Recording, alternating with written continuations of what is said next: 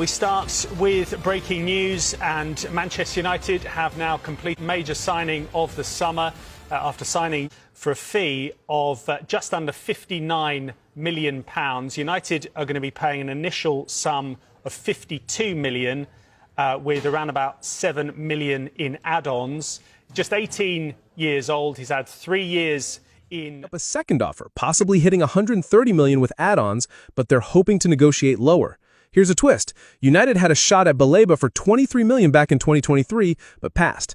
Now they're facing a price 4 times higher. Ouch. Transfer expert Fabrizio Romano said yesterday, United's focus is solely on Baleba, no other midfield targets for now. Still, some pundits think they should consider cheaper options to avoid breaking the bank. Financially, it's a head-scratcher. United's co-owner Jim Ratcliffe called the club broke a while back, yet they're ready to splash huge cash. If this deal happens, alongside signings like Benjamin Sesko, it shows United mean business under Amorim. For Brighton, selling Baleba could fund their next moves, but losing another star might test their squad depth. So, there you have it. United are pushing hard, but Brighton's holding firm. Will Baleba be the key to United's revival, or will Brighton keep their gem? We'll keep you posted as this unfolds. Thanks for tuning in, and have a great morning. They are interested in Carlos Baleba from Brighton and Hove Albion. They like the player a lot. They've explored the conditions of a deal. It is going to be a very, very difficult deal to do for many reasons, not least Brighton have got no intention to sell. They don't want to sell. They're under no pressure to sell. He's still got 3 years left on his contract. They've got an option for a further year, and they would want to charge. I mean, some people have even talked about touching 100 million here. What about Alejandro Garnacho? Has he got lots of suitors?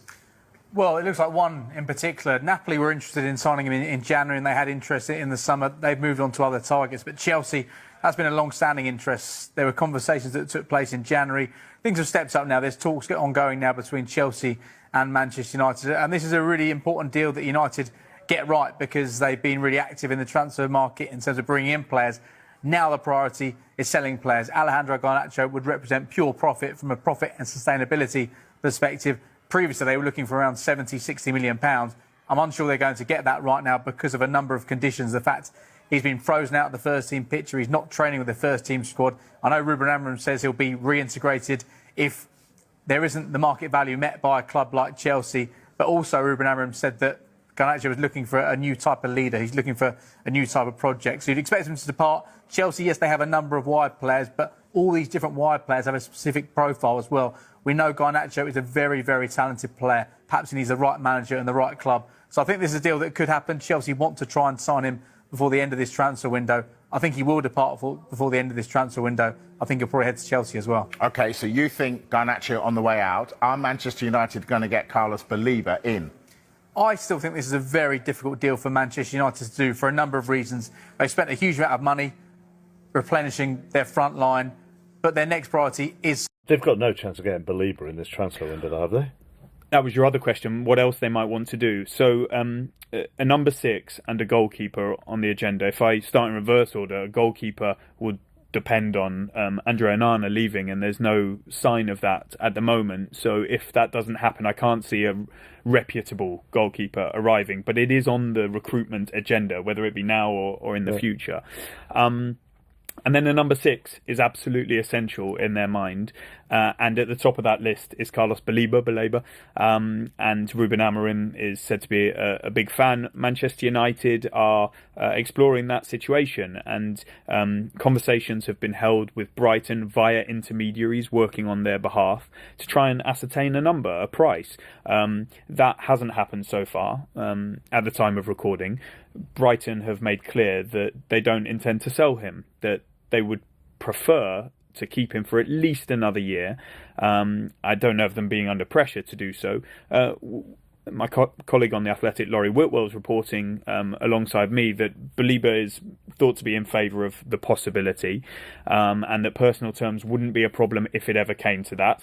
Multiple Manchester United players, you can imagine who, given links to him from Lille, Euro, for example, maybe Cameroon internationals who he plays with at Manchester United, I don't know precisely the names, have been in contact with him, explaining the project and talking about the potential move. And many people on both sides don't see this happening, but you could say you've got to be in it to win it. There's no harm in knocking at the door and asking the question. That's what United are doing. If a price comes back and it's too high, I presume it doesn't go further. If it's potentially achievable, maybe they continue to explore it. And one thing that you could say is deserving of credit on Manchester United's part is that there is expected to be a fierce battle for Baleba, whether it be next summer or in the future, with some really big guns coming in for him in the number 6 position. So perhaps Manchester United thought, why not try and get ahead of that, be proactive for once, and not for once, but you know, be proactive and give it a whirl. And if it works out, great. If it doesn't, so be it. Breaking from Old Trafford, Manchester United are keeping contacts active for Brighton's Carlos Baleba, with the player himself keen on the move. But Brighton are digging their heels in. United are preparing their opening proposal for Carlos Baleba. The 20-year-old midfielder is seen as a long-term solution for the Red Devils' midfield rebuild. Sources say personal terms won't be a problem. Baleba is eager to join United. Brighton are reportedly reluctant to sell before 2026. They see Baleba as a core piece of their project and only want to cash in when his value peaks. Any deal this summer will require a massive offer to change their minds. United's transfer budget could be boosted by incoming funds from possible Garnacho, Sancho, and Antony sales. That cash could make a competitive bid for Baleba more realistic. A midfield trio of Baleba, Mainoo, and Fernandes could be a huge long-term asset.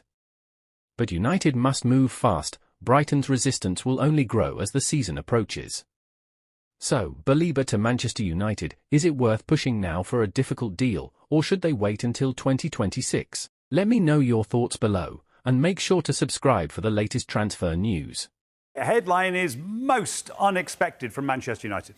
It really is. This represents a massive, massive U-turn, Nick, because Jadon Sancho, who we expected to be sold in this transfer window, is now back training. Breaking news out of Italy, as Roma have officially sent a £20 million bid to Manchester United for Jadon Sancho. And that's not all. They're also chasing Leon Bailey from Aston Villa. Proposal submitted today. Loan deal with an obligation to buy. Total package reportedly worth around €23 million. Talks are ongoing between Roma and Manchester United, with optimism growing on both sides. Sancho has been frozen out at Old Trafford and could see this as the perfect chance to revive his career in Syria. Roma aren't stopping there. Negotiations ongoing with Aston Villa for Leon Bailey. The deal being discussed is a loan with a buy option clause. Bailey's pace and direct play could fit perfectly in Roma's wide system. With both Sancho and Bailey, Roma could massively boost their attacking depth for the season, as Roma has been pushing for explosive wingers who can stretch defenses. These moves could be the statement signings Roma need to compete at the top in Serie A. Sancho to Roma. Bailey too. This could be a huge double swoop for the Giallorossi. Do you think Sancho will thrive in Italy, or is it too late for him to reach his full potential? Let me know in the comments, and don't forget to subscribe for more transfer updates.